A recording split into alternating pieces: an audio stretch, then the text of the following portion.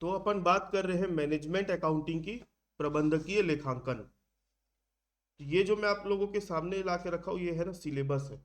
ये इस साल के 2025-26 के एग्जाम के हिसाब से ये सिलेबस बनाया गया है।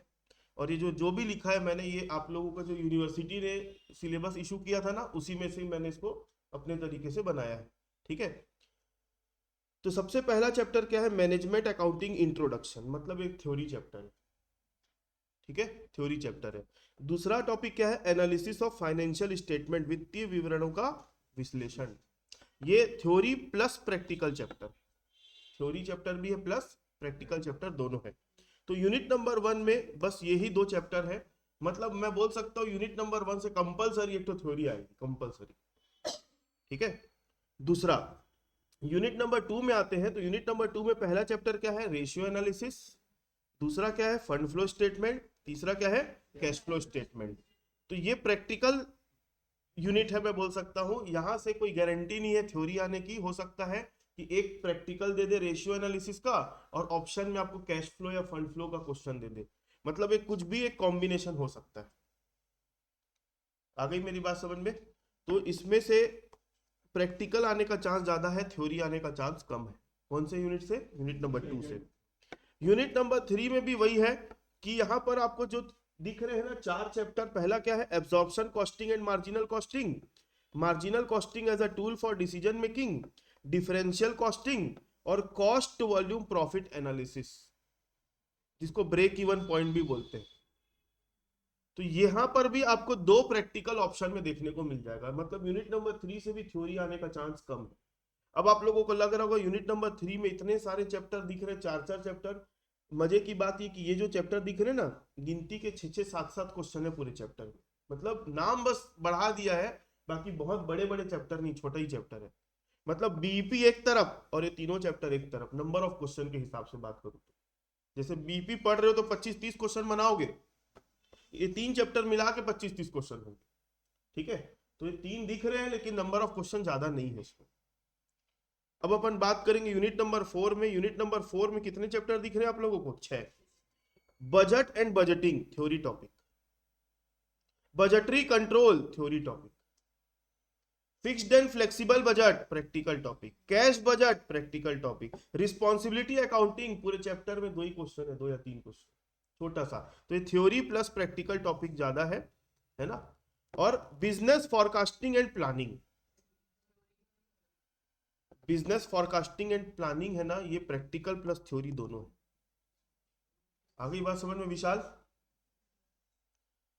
तो यूनिट नंबर 4 जो है वो थोड़ा सा थ्योरी प्लस प्रैक्टिकल दोनों इसमें आने का चांस है। ठीक है। उसके बाद यूनिट नंबर 5 में क्या है हमारे पास? स्टैंडर्ड कॉस्टिंग, और दूसरा चैप्टर क्या है? Variance analysis. तो स्टैंडर्ड कॉस्टिंग थ्योरी है, वेरिएंस एनालिसिस क्या है? प्रैक्टिकल है। मटेरियल, लेबर और ओवरहेड तीनों का वेरिएंस एनालिसिस पढ़ेंगे। तो ये तो हमने अभी सिलेबस रीड बस किया है, अभी इसको एनालाइज नहीं किया है। अब समझो क्या है। पहले के समय में जब पुराना सिलेबस हुआ करता था, तो रेशियो एनालिसिस जो है ना वो कहाँ आता था मालूम है? यूनिट नंबर 1 में हुआ करता था। अभी उसको यूनिट नंबर 2 में डाल दिया है।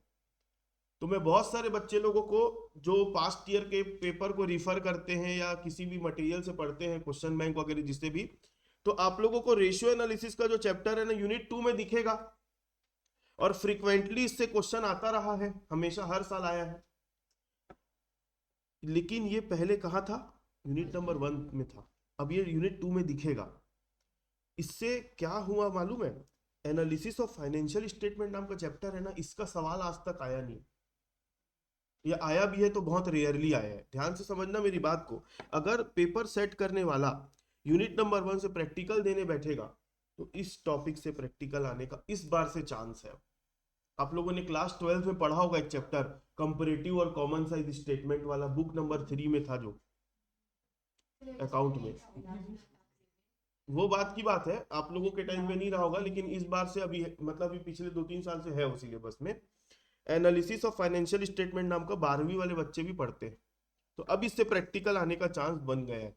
क्योंकि ये वाला चैप्टर यहाँ पे था ना जब, तो उसका इंपॉर्टेंस कम हो जाता था। रेशियो वाला यहाँ पर था ना, तो ये डोमिनेट करता था उस चैप्टर को। अब वो हट के किस में आ गया है? सेकेंड यूनिट में तो अब जंगल में अकेला राजा बैठा है। ठीक है, मेरी बात समझ में आई? आगे, इस साल से कैश बजट एक नया टॉपिक जुड़ गया आप लोगों के सिलेबस में। पिछले साल तक ऑटोनॉमस कॉलेज जो हुआ करते थे ना, उसमें कैश बजट का सवाल आता था। ऑटोनॉमस कॉलेज में जो यूनिवर्सिटी एग्जाम लेती थी उसमें कैश बजट सिलेबस में भी नहीं लिखा था और ना ही उसका सवाल आता था। तो अब कैश बजट भी क्या है, आपके सिलेबस का पार्ट बन गया, साफ साफ लिख दिया सिलेबस में कैश बजट करके। तो दो प्रैक्टिकल टॉपिक हो जाते हैं आपके बड़े बड़े, एक होता है फ्लेक्सिबल बजट और दूसरा कैश बजट। बाकी रिस्पॉन्सिबिलिटी अकाउंटिंग बहुत छोटा सा टॉपिक है। ठीक है, और कुछ नहीं है ज्यादा। यूनिट नंबर 5 में अगर आते हैं, यूनिट नंबर 5 में आते हैं तो आपको स्टैंडर्ड कॉस्टिंग और क्या दिखेगा, वेरिएंस एनालिसिस। तो ये छोटा सा आप लोगों का मैनेजमेंट अकाउंटिंग के सिलेबस का एनालिसिस था, इसको समझो, ये मैं आप लोगों को शेयर कर दूंगा। और अपन आज की क्लास में एक नया चैप्टर स्टार्ट करने जा रहे हैं। चैप्टर का नाम क्या है, फंड फ्लो स्टेटमेंट। ठीक है, फंड फ्लो स्टेटमेंट।